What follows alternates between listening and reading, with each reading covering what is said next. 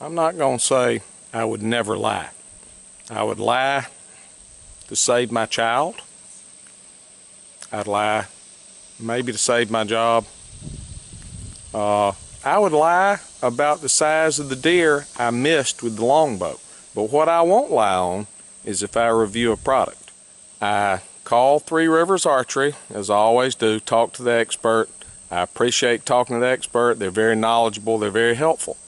All right, so I go to get my Zwikey 165 grain, No Mercy broadheads. Back ordered. Don't have them. All right, I inquire a little further. Turns out the man told me that Jack Zwikey had passed away, rest in peace. Zwicky's made a quality broadhead reasonable for cheap people like me. I'm going to show you that a little later. But I sold the next ones over were Grizzlies. It was Grizzly. They were 175 grain. I shoot 175 grain practice points. I said, okay, those will be fine. They long. They had like the 3-to-1 ratio of length to width. Howard Hill always recommended that. I'm a follower of Hill. So I said, okay, even better. I shoot it. They flew great. And then this happened.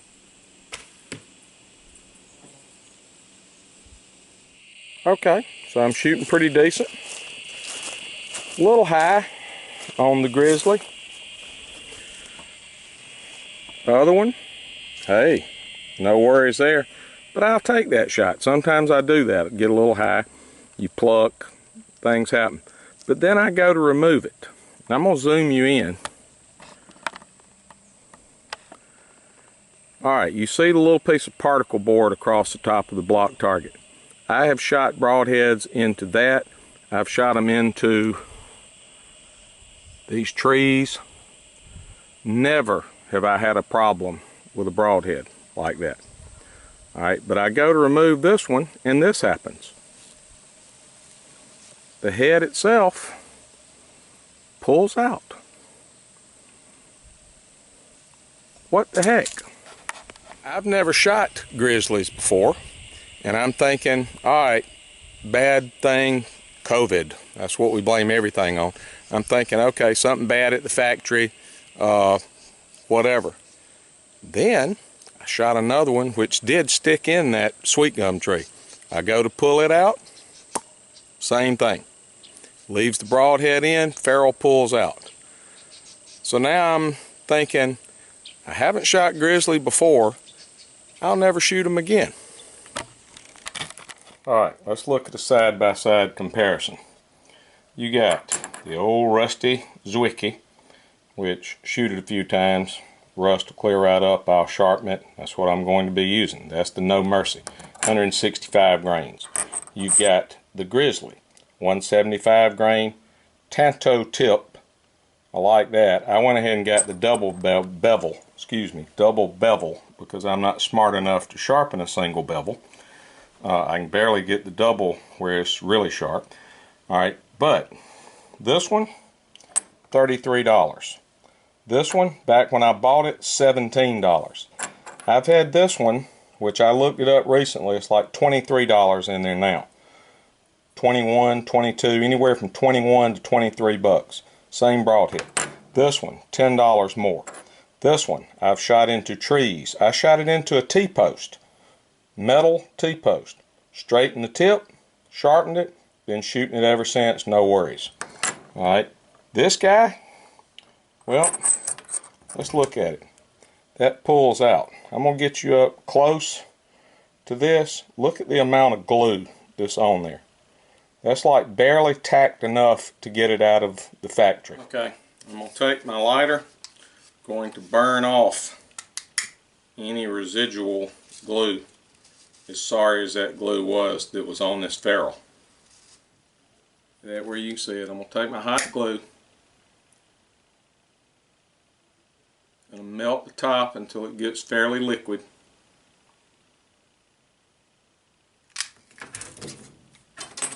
Going to rub it on this ferrule. I'm going to rub it kind of liberally. I don't like mine coming off. Hot glue on ferrule. Alright, Now, this is the way I do it. I'm sure there's people who are way smarter and do it way better. But for me, I then take it, I'll put the broadhead on. Broadhead doesn't want to go at first. I got pliers. Gonna take that, gonna heat the glue in the broadhead. Not gonna lose temper in the broadhead because I'm not gonna heat it that long. Then I'm gonna take the broadhead, get my pliers while the glue is still pliable. I'm gonna start working it onto the ferrule. Gotta move kind of quick. Alright, it's on. I check it. Orientation looks good.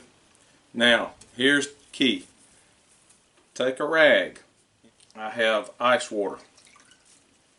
Alright, I'm going to take this ice water on the rag while the broadhead's still warm. I'm going to hold that cold rag on the broadhead. That's going to seat that glue. It's going to contract the metal a little bit and it's going to bond it.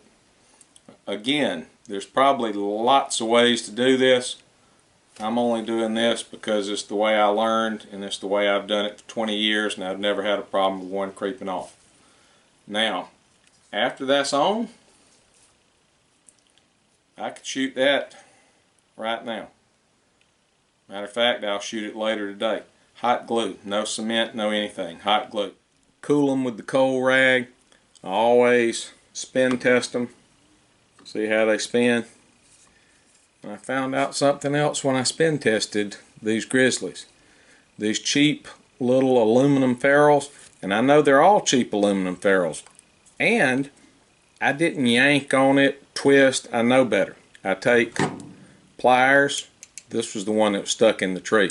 I take pliers, I grab the blade, gently work it side to side till I can get it out. And I work it in line with the blade, not this way, that way, so that I can get it extricated from the tree. What I found out is even with that gentle little tugging, when I put these back on, I had to seat them like twice, which I shouldn't have to do. These were new. It hit a piece of particle board in a target. What happens if it hits a deer? What if it sticks in a shoulder bone or something? Just flops out? What if I'm off at a hunting camp in the middle of nowhere and I said, well, I've got these Grizzly 175 grains and the head pops off while I'm practicing? I can't hunt. I'm done. So, concluding this review, would I buy the Grizzly 175s again? No, I would not. $33. I realize that's not the most expensive broadhead, but to me, it's just a piece of hardened steel.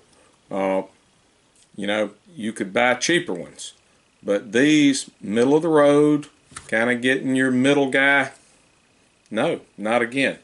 So my hope is this: Jack Zwicky's folks, if y'all are listening, get them back in production, baby. We need the Zwickys. These were tough, they were cheap, they're durable, they fly well. I've used this particular one on multiple deer and target practiced with. When I think of like the string I got from Kramer Amon's, excellent craftsmanship, attention to detail, shooting it, whisper quiet, durable, because I shoot a lot. I don't shoot good, but I shoot a lot. And then I buy something like this Grizzly head, which I think, oh, these are real good. Tanto tip. I'm all into it. Not again. So, my no-lie review for the Grizzly 175 grain. And I hate it for Grizzly. Maybe this is a one-shot thing. Maybe it hadn't happened to anybody else. Y'all let me know. But, would I buy it again? No. Certainly wouldn't. Under no circumstances.